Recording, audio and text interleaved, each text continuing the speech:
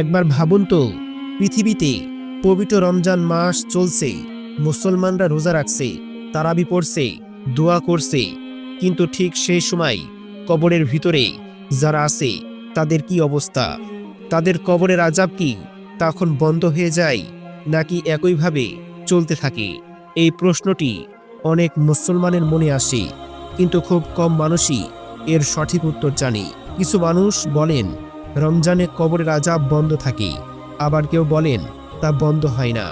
আসলে পবিত্র কোরআন এবং হাদিস এ বিষয়ে কি বলে, সত্যটা জানলে আপনি অবাক হয়ে যাবেন। কারণ এই বিষয়টি শুধু একটি তথ্য নয়, বরং আমাদের জীবনের জন্য বড় একটি সতর্কতা।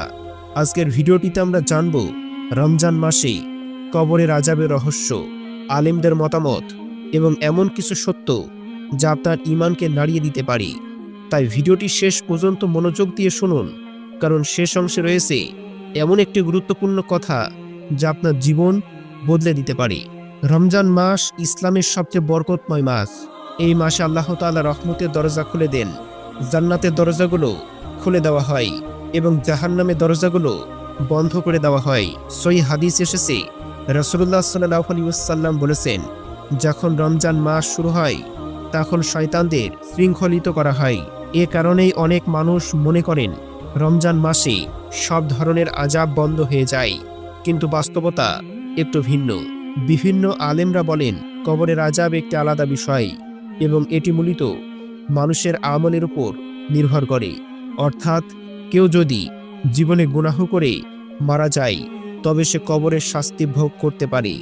তবে আল্লাহর রহমত এত বিশাল যে রমজানের বরকতের কারণে অনেক মানুষের জন্য কবরের শাস্তি হালকা হয়ে যেতে পারে। কিছু আলেম বলেন এই মাসে রহমত মৃত ব্যক্তির উপরেও প্রভাব ফেলে, বিশেষ করে যখন তাদের জন্য দোয়া করা হয়, পবিত্র কোরআন তেলাওয়াত করা হয় বা সদকা করা হয়। তাই রমজান শুধু জীবিতদের জন্য নয়, বরং মৃতদের জন্যেও রহমতের সময় হতে পারে। কবরের আযাব সম্পর্কে পবিত্র কোরআন এবং হাদিসে অনেক সতর্কতা এসেছে। নবীজি সাল্লাল্লাহু আলাইহি ওয়াসাল্লাম বলেছেন, কবর হচ্ছে আখিরাতের প্রথম ধাপ।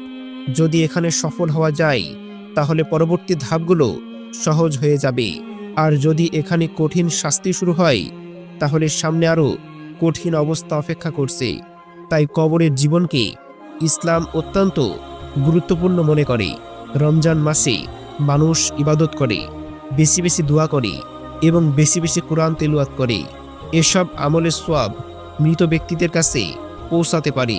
যখন কেউ তার মৃত বাবা মা এবং আত্মীয়র জন্য দোয়া করে তখন আল্লাহ তাআলা তাদের কবরকে প্রশস্ত করে দিতে পারেন। অনেক আলেম বলেন রমজানের দোয়া ইবাদতের বরকতে কবরের কঠিন অবস্থা কিছুটা সহজ হয়ে যেতে পারে, কিন্তু এর মানে এই নয় যে সকল কবরের শাস্তি পুরোপুরি বন্ধ হয়ে যায়। কারণ কবরের আযাব মূলত মানুষের জীবনের কাজের ফল। তাই জীবিত অবস্থায় নেক আমল করা সবচেয়ে গুরুত্বপূর্ণ বিষয়।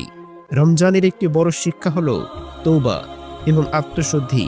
এই মাসে মানুষ তার গুনাহ থেকে ফিরে আসে এবং আল্লাহর কাছে ক্ষমা চায়।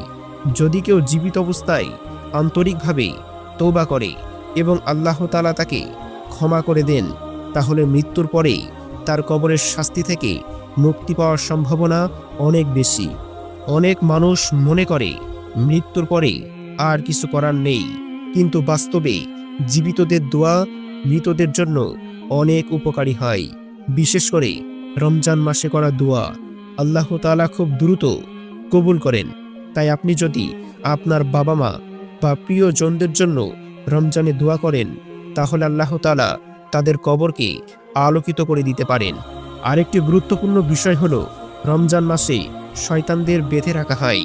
এর ফলে পৃথিবীতে গুনাহ কিছুটা কমে যায় এবং মানুষ সহজেই ইবাদতের দিকে ঝুঁকে পড়ে, কিন্তু মানুষের নফস বা নিজের প্রবৃত্তি এখনও সক্রিয় থাকে।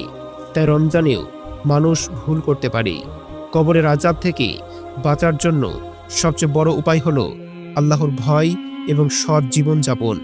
রাসূলুল্লাহ সাল্লাল্লাহু আলাইহি ওয়াসাল্লাম বলেছেন, কিছু বিশেষ আমল আছে যা কবরের শাস্তি থেকে রক্ষা করে, যেমন নিয়মিত নামাজ পড়া, কোরআন তেলাওয়াত করা, বিশেষ করে সূরা মুলুক পড়া। হাদিসে এসেছে সূরা মুলুক কবরের শাস্তি থেকে রক্ষা করতে পারে। সর্বশেষ একটি কথা মনে রাখুন, রমজান মাস শুধু রোজা রাখার মাস নয়, এটি আমাদের জীবনের হিসাব ঠিক করার মাস। কবরের জীবন বাস্তব এবং একদিন আমাদের সবাইকে সেখানে যেতে হবে।